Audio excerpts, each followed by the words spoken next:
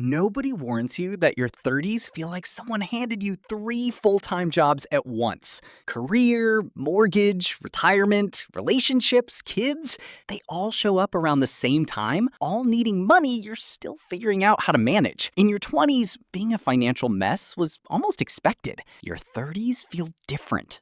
By now, you think you should have this figured out.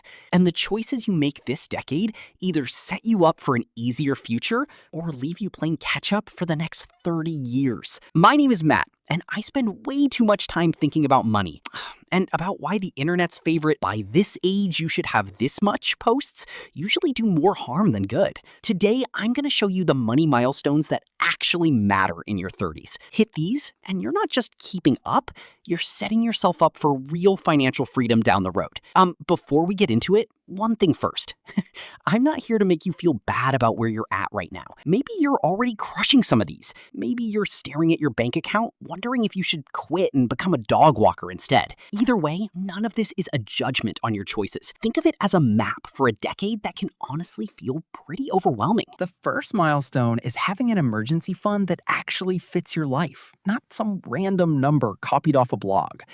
Here's a stat that genuinely surprised me. A Bankrate survey found that only 44% of Americans could cover a surprise $1,000 expense using their savings. Just $1,000. More than half the country would have to borrow money, use a credit card, or ask someone for help if something simple went wrong today. In your 30s, with the house to run and a car old enough to actually break down, $1,000 surprises happen all the time. Here's where it got personal for me. My dad genuinely believes nothing in the house is beyond his ability to fix. Leaky pipe? He's got it. Electrical problem? No issue, apparently. Last year, the kitchen sink backed up completely. Standing water, the whole mess. And he was determined to fix it himself with a plunger and pure willpower. Spoiler, the plunger lost. I ended up calling a plumber. About $400. Not the end of the world. But if I'd already been stretched thin with debt and nothing saved, that $400 turns into a credit card charge that starts racking up interest right away. That's exactly what an emergency fund stops. Not the huge disasters, but the everyday stuff that quietly wrecks people who have nothing set aside. Most advice just says, save 3 to 6 months of expenses, and stops there. Like everyone's situation is the same. It's not. If you've got a stable job with good benefits, 3 months is probably enough. Your income is steady, your job feels secure, and 3 months gives you room to handle most problems. If you're in a job with commission, a contract role, or an industry where layoffs happen often, aim closer to 5 months. Income is less predictable, and finding a new job can take longer than you think. And if you're self-employed or run your own business with income that goes up and down, 6 months is the bare minimum, not the goal. When your income can drop to zero with zero warning, your emergency fund is the only thing keeping a slow month from turning into a real crisis. And wherever you keep this money, put it in a high-yield savings account earning 4% to 5% a year. Not a regular checking account earning nothing. Not in the stock market, where it could drop 40% right when you need it most. The whole point is that it's there when you need it. Easy to reach, steady, and kept completely separate from everything else. The second milestone, and this stat genuinely stopped me, is getting rid of all high-interest debt and building solid credit underneath you. The average credit card interest rate in the US right now is over 21%, and the average household carrying a balance owes more than $6,000 on those cards. That's not a small issue quietly sitting in the background. Paying that debt off is basically a guaranteed 21% return, and most people choose to invest in the stock market instead, which has historically averaged around 10% a year before inflation. That math isn't close. Warren Buffett, widely considered the best investor ever, has averaged about 20% a year over his entire career. Paying off a 21% credit card balance beats Warren Buffett. That's not a pep talk. That's just math. Here's why this matters even more in your 30s. This is usually the decade when people apply for mortgages, refinance loans, or need good financing for bigger purchases. A lending tree analysis found that people with excellent credit scores get mortgage rates about 1.5 percentage points lower than people with just fair credit. On a $400,000 mortgage over 30 years, that gap costs the lower score borrower roughly $130,000 extra in interest. Same house, same price, $130,000 $100,000 more just because of a 3-digit number. And here's the part that should make you careful. One payment that's more than 30 days late can drop your score significantly and stay on your record for up to 7 years. One missed payment, 7 years of consequences. The good news is that maintaining an excellent credit score isn't rocket science. Pay your bills on time every time. Keep your credit utilization below 30%, ideally below 10%. Don't open new credit accounts unless you absolutely need them. And whatever you do, don't close old credit cards unless they have annual fees you can't justify. Your credit history length matters, and closing old accounts can actually hurt your score. The third milestone, and here's a stat that surprises most people, is having a retirement savings rate that actually keeps up with your income. According to Vanguard, the median 401k balance for people in their 30s is just $29,100. For comparison, most retirement planners say you should have roughly 1 times your salary saved by 30 and 3 times your salary saved by 40. At a median of $29,100 for an entire group that includes people almost 40 years old, a lot of people are falling behind that target. And usually it's not because they stopped contributing completely. It's because they set their contribution rate once and never touched it again. A lot of people pick their 401k percentage at their very first real job and never revisit it. They get a raise at 27 and don't increase it, get promoted at 31, and the rate stays exactly the same as it was at 23. Here's what that actually looks like. Say someone's income grows from $50,000 to $90,000 over their 30s. Totally normal. If their contribution stays the same dollar amount they set at $50,000, they're now putting in a shrinking slice of an income that's nearly doubled. The amount that was 10% of their pay at 23 might only be 5-6% by 37. That gap quietly grows for years, while everything else in life feels totally fine. The fix is simple. Every time you get a raise, send at least half of it straight into your retirement account before you get used to spending it. Got a $5,000 raise?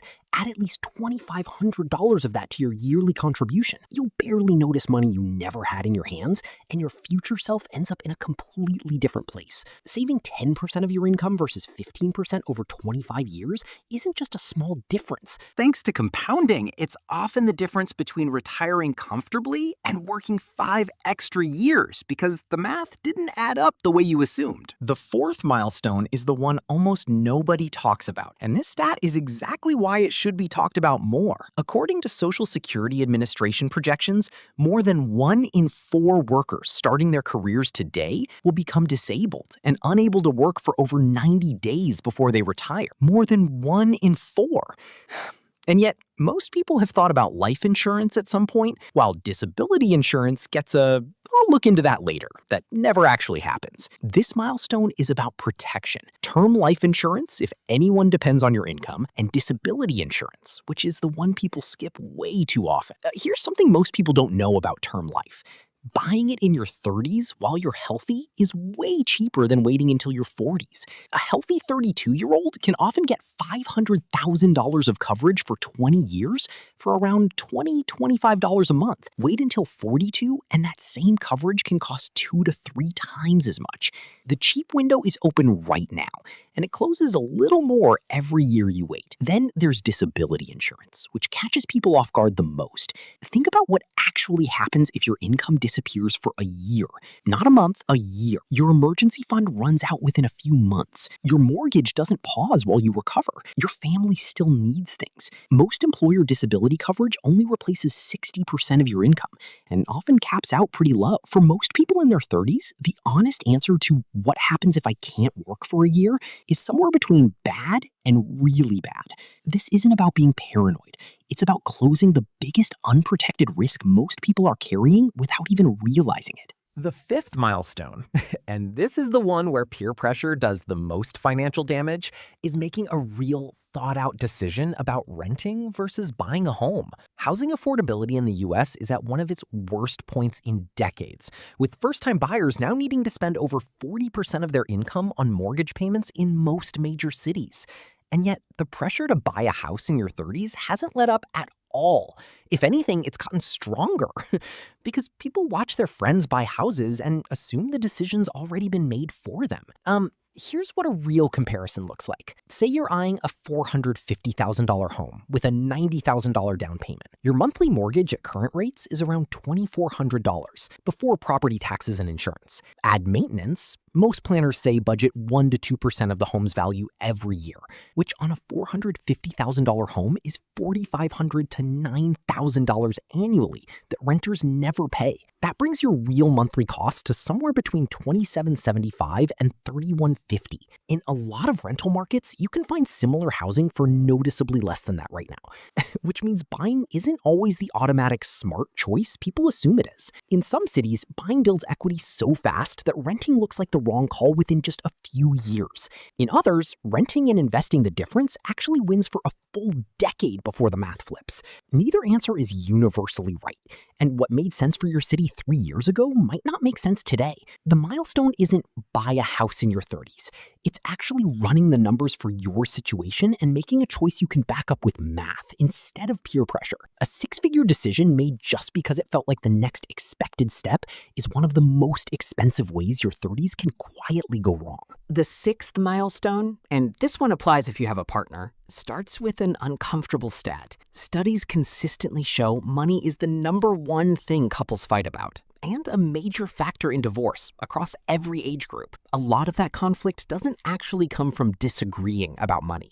It comes from never having the specific conversation clearly enough to know whether you even agree or not. Two people quietly making separate assumptions every month until the gap shows up at the worst possible time. The milestone is simple, even if it's uncomfortable. One real, specific conversation about money with actual numbers in front of you. Not, we should talk about finances sometime. An actual conversation. Combined debt written down somewhere, combined savings, what each person's spending really looks like, what the plan is if one income disappears for a few months. Most couples avoid this not because they disagree, but because putting real numbers in front of another person feels uncomfortable. But avoiding it doesn't make the numbers go away. It just means you're both making decisions based on guesses. I've seen couples where one person thought they were saving for a house, while the other thought they were saving for retirement. And neither was wrong. They just never actually talked about it. The goal isn't to agree on every single financial decision right away. That takes years. It's just having had the conversation once with real numbers, so you're both working off the same information instead of two different stories that feel fine right up until they don't. The 7th milestone, and here's a number that's hard to ignore, is taking lifestyle inflation seriously before it quietly eats everything you earn. 37% of Americans earning between $100,000 and $150,000 a year still say they're living paycheck to paycheck. Genuinely good incomes still broke by the end of every month. That's lifestyle inflation doing exactly what it does, quietly expanding to soak up every raise before anything real gets built from it. Your 30s are when this gets especially risky because the raises get bigger and the temptations get pricier to match. It's not just a slightly nicer apartment anymore. It's a nicer apartment in a nicer neighborhood, not just a better car, a car that makes a statement. None of these choices feel dramatic on their own. Each one feels earned, but the end result is that your spending tracks your income so closely that the gap between what you make and what you keep never actually grows. You feel more successful. Nothing actually changes. The fix isn't about willpower. It's mechanical. Every time your income goes up, send at least half of that raise straight into savings or investments before you ever see it in your checking account. Got a $6,000 raise? At least $3,000 of that goes straight into investing before your lifestyle has a single day to grow around it. The half you keep is still a real upgrade to your life. The half you redirect is the difference between your 30s actually building wealth and your 30s just slowly getting more expensive. The 8th milestone is one people put off until something genuinely scary forces the issue. Only 32% of Americans have a will or any estate planning document at all, which means roughly 2/3 of people, many with mortgages, kids, retirement accounts, and real assets, have made zero formal decisions about what happens if something goes wrong. And something going wrong doesn't only mean dying. It can mean an accident where you can't make medical decisions for yourself. It can mean being temporarily unable to manage your own bills and accounts. These aren't rare situations. They happen to ordinary people in their 30s and 40s without warning. If you have kids, a home, or anyone who depends on you, basic estate planning stops being optional once you hit this decade. A will decides where your stuff goes and who raises your kids if something happens to both parents. A power of attorney decides who handles your money if you can't. A healthcare directive decides who makes medical decisions for you. Without these, those decisions get made by courts and strangers who don't know you or what you actually wanted. The good news, most people can handle the basics without an expensive lawyer. Online platforms now offer real, legitimate wills and power of attorney documents for a few $100s or less. Something simple and legally valid beats nothing every single time. Set it up once, update it if your life changes a lot, and you've knocked out a milestone 2/3 of people are still avoiding. The ninth and final milestone almost never shows up on money checklists, which is strange considering how much it affects everything else on this list, your health. And before you think this turned into a fitness channel, stick with me a second. I'll be honest about this one. In my 20s, I could eat anything. Sleep 5 hours, skip the gym for 3 weeks straight, and feel totally fine. My body forgave everything. My 30s had a different plan. Now I miss 2 weeks of exercise and somehow feel it for a month. My metabolism apparently quit its job without telling me. I look at menus I used to order from without thinking, and suddenly I'm doing math. And I know it's not just me. Basically, everyone I know in their 30s has had this exact moment of realizing their body stopped quietly forgiving everything and started keeping score. But here's what actually changed how I think about this financially. Healthcare costs are the single biggest, fastest growing expense in American retirement, with the average couple expected to spend over $350,000 on healthcare in retirement. A lot of that cost comes from chronic conditions, heart disease, type 2 diabetes, complications from extra weight that build up slowly from habits started or ignored in your 30s and 40s. A gym membership feels expensive now. The chronic illness it might help prevent is far more expensive later. These aren't really competing for the same money, even if they feel like it. This doesn't mean overhauling your whole life or becoming someone you hate. It means finding things you can actually keep up, moving your body regularly, sleeping like it actually matters, because it does. Your 20s lied to you. Managing the low-level stress your 30s love to produce, since that stress has real physical effects that turn into real medical bills later. Building healthy habits now, while your body's still flexible, is way easier than trying to undo decades of damage in your 50s. The habits you build or skip right now add up on your body the same way money adds up in an investment account. And just like money, starting earlier beats starting later. And starting later beats never starting at all. Now, here's something worth sitting with. Comparing yourself to internet averages is one of the most quietly damaging habits in personal finance, and almost nobody questions it. When you see the average person your age has this much saved, you're being compared to people with completely different starting points. People who had family help and people who started in medical debt. People in cheap cities and people in some of the most expensive ones on earth. Single incomes and double incomes, all blended into one number and handed to you like a personal verdict. The milestones that actually matter in your 30s aren't about hitting a specific number by a specific birthday. They're about whether the foundation under your financial life is actually solid. And the nice thing about a solid foundation is that it doesn't need to look impressive right now. It just needs to hold up everything you're going to build on top of it over the next 30 years. Pick whichever of these 9 feels the most unfinished in your life right now. That's the one worth starting with.